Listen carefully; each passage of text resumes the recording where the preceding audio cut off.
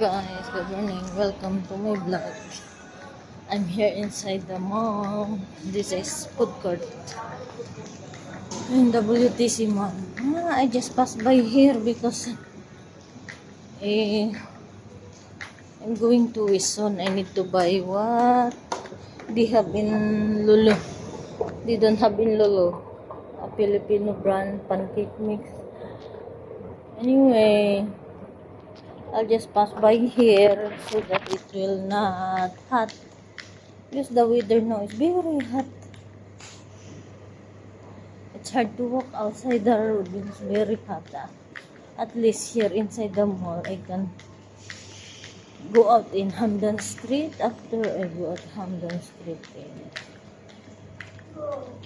just a little walk. Cross the stoplight. Going to Wison. Because if I walk outside the mall, very hot. Here at least it's in the cold temperature, not very hot. The shop is still closed because it's only 8 o'clock. Maybe they're gonna open 9 or 10 o'clock in the morning. See, all shop here is still closed. Yeah. Anyway guys, happy Thursday.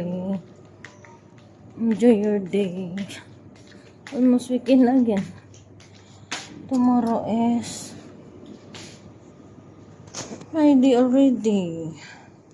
And it's weekend.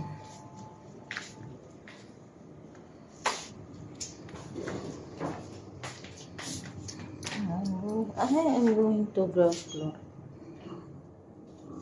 Because I go out in the Hamdan.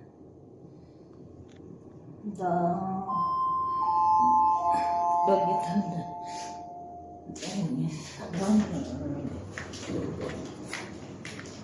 See all those. At it open. I'm here in WTC Mall. I don't know if they have any here. Beautiful that. Oh, they have a nice dress. I like the dress, but it is sleeveless. Need Oh, they have a nice dress. Oh, I like the dress. So I'm going to go out and handle. Oh, the dress for kids. Nice. Color of the dress.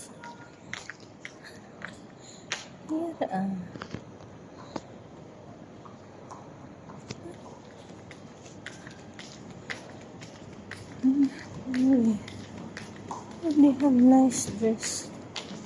This R&B and Max is a cheaper codes.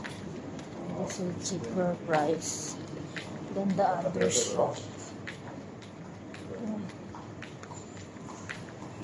Other shop is expensive.